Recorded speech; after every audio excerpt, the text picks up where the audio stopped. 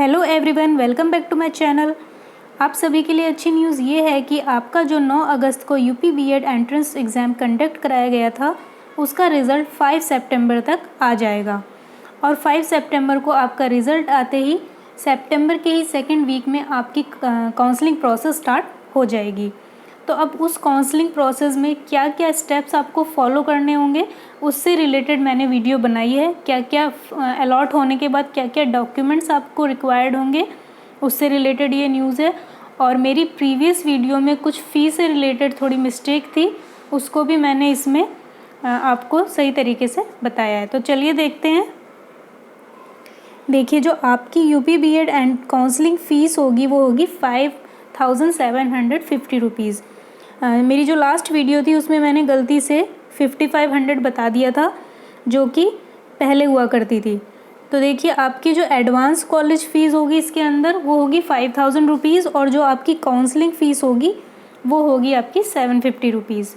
अब एक बात और है इसमें, ये जो आपकी जो काउंसलिंग फ़ीस है जो 750 रुपीज़, ये आपको रिफ़ंड नहीं होगी। अगर आप कॉलेज अलॉट नहीं होता है आपको कोई, या फिर आप रिजेक्ट हो जाते हैं, या फिर आप एडमिशन नहीं लेना चाहते हैं, तो ऐसे किसी भी केस में आपकी जो काउंसलिंग फ़ीस है वो आपको रिफ़ंड नहीं होगी। लेकिन ये जो एडवांस कॉलेज फ़ी आपने फ़िल की है, अगर आप कोई कॉलेज अलॉट हो रहा है, नहीं हो रहा है आपको, या फिर आपका एडमिशन लेने का मन नहीं है, तो आपकी ये 5000 रुपीज़ आपको वापस मिल जाएंगे, ये आपके रिफ़ंडेबल होंगे। तो इससे रिलेटेड आपको एक एप्लीकेशन डालनी होगी, आपका जो 5000 रुपीज़ है वो आपको वापस मिल जाएगा। तो जो भी आप बैंक डिटेल्स देंगे उसके थ्रू आपका पेमेंट वापस आ जाएगा। अब एक ये देखिए, जो आपके जो पेमेंट्स होंगे ये दोनों, ये आपके ऑनलाइन मोड होंगे। अब आपको इसके लिए काउंसलिंग के लिए कोई ड्राफ्ट नहीं बनवाना है। पहले ड्राफ्ट बनवाना होता था, अब आपको कोई ड्राफ्ट नहीं बनवाना है। सारी की सारी प्रोसेस आपकी ऑनलाइन होंगी। आप उसमें अपनी बैंक डिटेल्स डालेंगे और आप अपना ये काउंसलिंग फ़ीस उसमें सबमिट कर देंगे। अब काउंसलिंग फ़ी ये जो 5000 रुपीज़ हैं, ये आप अगर एडमिशन लेने जाते हैं और आपकी फ़ीस 57,000 रुपीज़ है आपके कॉलेज फ़ी, तो ये 5000 आपके उसमें से कट हो जाएंगे। अब आपको वहाँ पर सिर्फ 52,000 रुपीज़ देने होंगे। तो ये बात आपके समझ में आ गई। अब आगे देखिए, जो सेकंड स्टेप होगा वो होगा आपका चॉइस फिलिंग। आपको बहुत सारे कॉलेजेस के नाम दिए जाएंगे। आप जिस स्टेट में हैं, जो आपके आसपास कॉलेज है, आप उनको फिल कीजिए। अपनी प्रेफरेंस, जो आपको कॉलेज पहले चाहिए वो आप अपने टॉप 10 में डालिए। और एक बात ये ध्यान रखिए कि आप प्लीज़ ज़्यादा से ज़्यादा चॉइस फिल कीजिए, ताकि रिजेक्ट होने के चांस ख़त्म हो जाए। ऐसा ना हो कि आपको कोई कॉलेज मिल ही ना पाए। तो आप ज़्यादा से ज़्यादा प्रेफरेंस पे कॉलेज रखिए, लेकिन टॉप 10 में आप उनको रखिए जो आपके आसपास हैं, जिनमें आप एडमिशन लेना चाहते हैं और आपके लिए वो कन्वीनियंट हो। और बाकी फिर आप ज़्यादा से ज़्यादा चॉइस फिल कर दीजिए अपने ही एरिया में आसपास के। तो इससे क्या होगा, आप रिजेक्ट होने के चांसेस आपके कम हो जाएंगे और आपका एडमिशन ईज़िली हो जाएगा। और एक बात और है, अगर आप एक बार अपनी चॉइस फिल कर लेते हैं, वो लॉक कर देते हैं, जब तक आप लॉक नहीं करेंगे तो आप कितनी भी चॉइस फिल, उसमें कुछ भी मॉडिफिकेशन कर सकते हैं, चेंजेस कर सकते हैं। बट अगर आपने एक बार अब चॉइस को लॉक कर दिया तो फिर आप उसको चेंज नहीं कर पाएंगे। ये बात आप याद रखना। तो आप सोच समझ कर उसको लॉक करना। जितने आपको कॉलेज फिल करने हैं उतने फिल कर दीजिए आप। उसके बाद आप एक बार और उनको देख लीजिए, उसके बाद आप अपनी चॉइस को लॉक कर दीजिए। फिर ये मत सोचिए कि मुझे प्रेफरेंस पे फर्स्ट पे कौन सा डालना है, सेकंड पे कौन सा डालना था। तो ये आपको 2-3 बार खुद चेक करके तब जाके उसको लॉक करना होगा।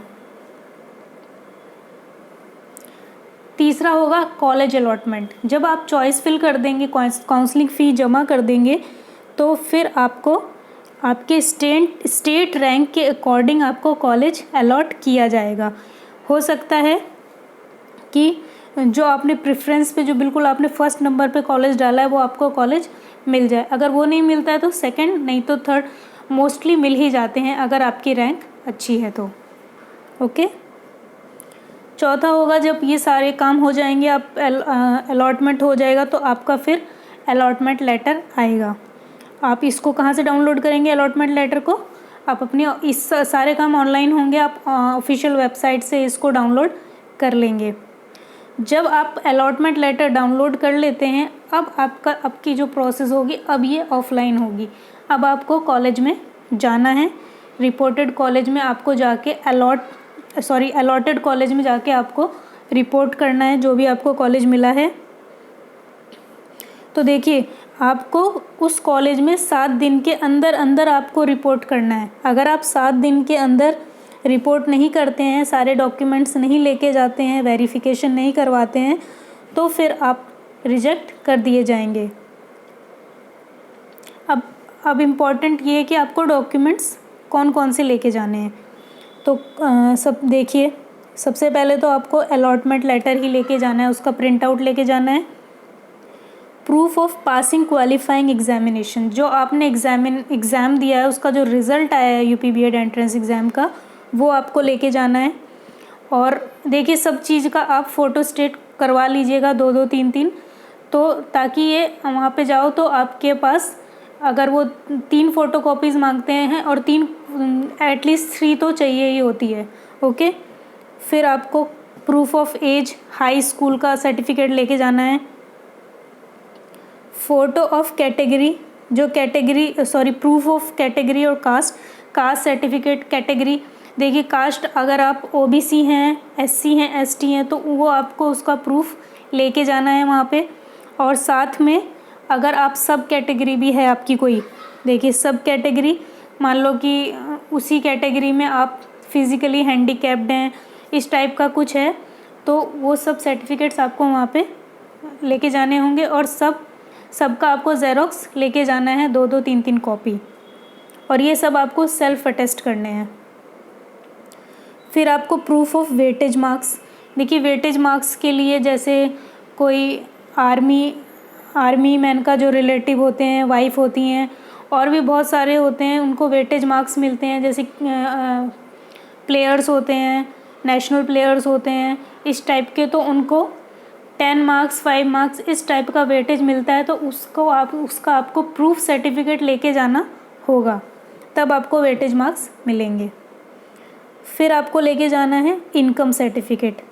एक कास्ट सर्टिफिकेट से रिलेटेड ये है कि आपका जो कास्ट सर्टिफिकेट है वो 1 साल या 2 साल या 3 साल तक का होगा तो भी चल जाएगा, ज़रूरी नहीं है, लेकिन वो कंप्यूटराइज्ड होना चाहिए, कंप्यूटर पे वो अपडेटेड होना चाहिए। ओके, फिर इनकम सर्टिफिकेट आपका 3 इयर्स पुराना होगा तो चल जाएगा, और नहीं तो आप रिसेंट में बनवाते हैं तो वो 6 महीने पहले का होना चाहिए, और आप अभी भी बनवा सकते हैं, कोई प्रॉब्लम नहीं होगी। ओके, तो इनकम सर्टिफिकेट देखिए बहुत ज़रूरी है।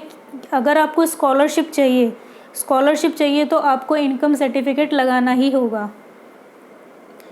10th का सर्टिफिकेट, पासिंग सर्टिफिकेट लेके जाना है। मेडिकल सर्टिफिकेट इतना ज़रूरी नहीं है, लेकिन कहीं कॉलेजेस में मांगते हैं तो आप बनवा लीजिएगा।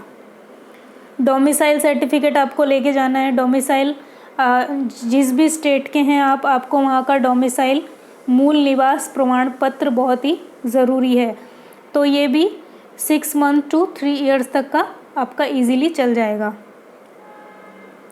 Original photo ID issued by government के थ्रू इशू, वोटिंग कार्ड हो आपका, पैन कार्ड, ये सब, इनमें से आप कोई भी फ़ोटो आईडी लेके जा सकते हैं।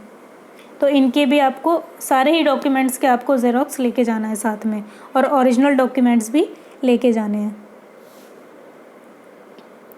अब देखिए, candidates would need to carry the original and 1 self attested copy, तो ओरिजिनल भी लेके जाने हैं, साथ में आप जितने भी आप ज़ेरॉक्स लेके जाएंगे उनको आपको सेल्फ अटेस्ट करना है, उन पर खुद के सिग्नेचर करने हैं। ये मैं बता चुकी हूँ आपको। अलॉटमेंट लेटर का प्रिंट आउट लेके जाना है, यहाँ पे ये 2020 हो जाएगा।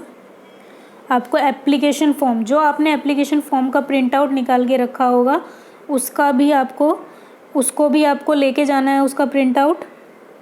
10th सर्टिफिकेट, सारी मार्कशीट्स जितनी भी हैं आपकी, और अप टू क्वालिफाइंग एग्जामिनेशन, आप जितने भी आपने BCom MCom सॉरी जो भी आपने graduation post graduation 10th 12th सबकी आपको मार्कशीट लेके जानी होगी, साथ में उसका ज़ेरॉक्स लेके जाना होगा।